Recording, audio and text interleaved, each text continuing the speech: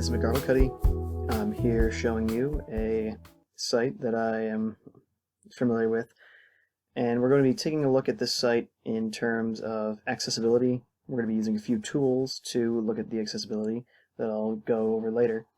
But right now we are at the Penn State University Marching Blue Band page, and I'll just start the video in the back and also mute it. So we've got just a nice long page, or not long, sorry, short page about Blue Band, just simply the main page. We've got our other areas here too. So, but we're just going to be looking right at this first page, simply the accessibility. So we're going to be using these tools here. I've got two tools in my Chrome bar here. I've got Wave, and I've also got Lighthouse. So first I'm going to be using Wave, and we click, and it just brings up our, it's getting a little distracting. We've got our Wave tab over here, and it's nice because it adds in our little markers here that it's using to tell us which errors or things of that nature, where they are, and it also links you directly to them. So if you click on this, it takes you to the one it corresponds to, which is very nice. So we are going to come back up. So we've got errors, which are simply like just issues.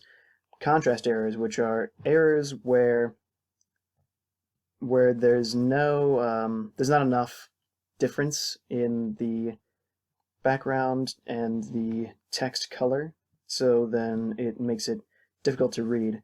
And there are certain standards for this that that Wave uses. So we can go into contrast here, and we've got these nice sliders here. So I'm going to select one of them that I can actually see.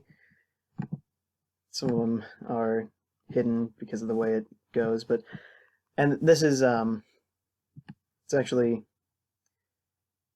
not, these are not true contrast errors because of the way that this will, oh, sorry, because of the way that the page works, it, oh. Because of the way the page works and this area works, it changes the text color. Oh my goodness. Come on.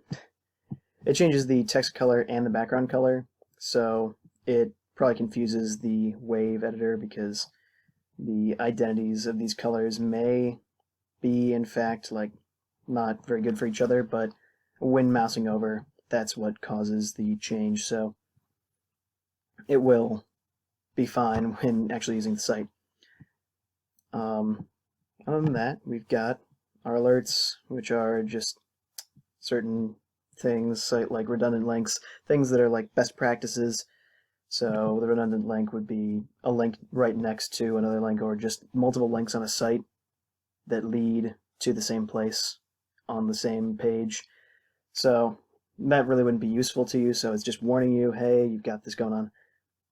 Our features, we've got just literally a listing of features, so that's nice. And then same thing with the structural elements.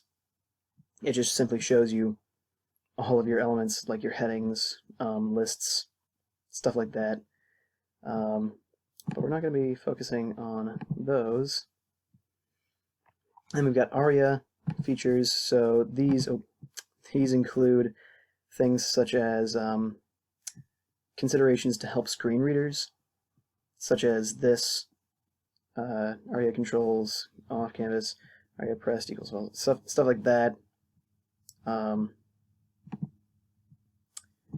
Will help with, let me just open up the information panel on that. Yeah, simply enhanced semantics, so things that make it easy for a screen reader or somebody who is impaired in some way to access the site as they normally would want to. So back to this, I'm going to close out those and close the alerts. The error here, I'm actually wasn't able to find the empty button error, but the empty link error is, maybe it's, oh, it's not behind it. The empty link error is just the fact that this mute button spans the width of the screen, and it's functional for muting instead of muting and unmuting instead of for an actual link. So it's a little bit confused there and throws up this error.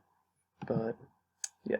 So then these contrast errors, we know what those are, and yeah. So that is how you can look at Wave for creating an understanding of the accessibility of a site. So then I'm going to close Wave there, get this video again, and I'm going to hit Lighthouse. Lighthouse creates maybe a sort of less interactive, but a larger report of the site, including a speed and responsivity measure. So that will allow you to just understand how long it takes usually for your site to return anything, like how long does it take to draw the first thing. So they're pretty good. The performance, time till interactive, stuff like that. For CPU idle, basically how long it takes until the CPU is not going to work to display this page anymore.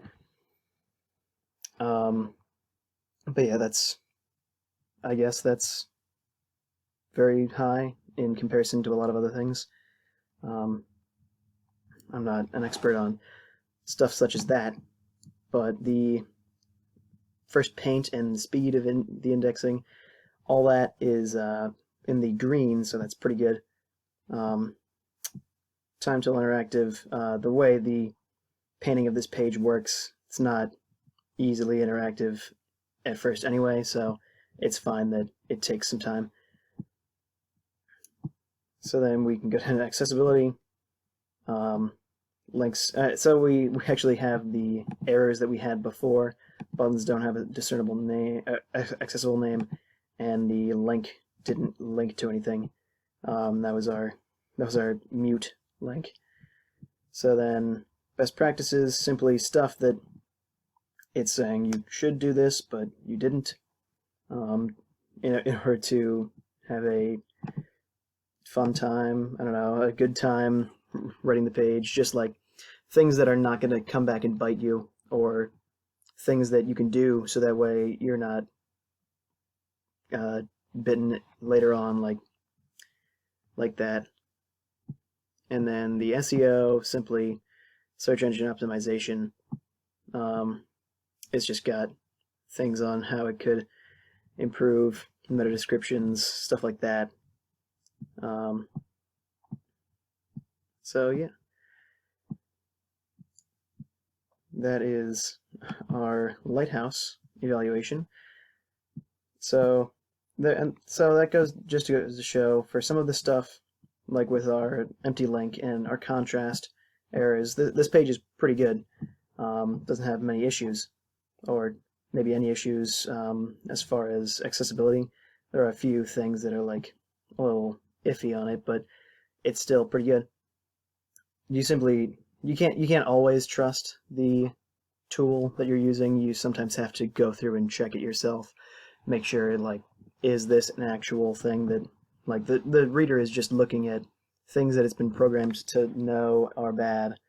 But sometimes there are other exceptions to it, like with how the text changes color as you mouse over, along with the background changing color when you mouse over. So that sort of stuff will be, the outliers of their expected issues for a site. I'd like to thank you for watching this video. I hope you learned something, and I hope you watch some other videos of mine.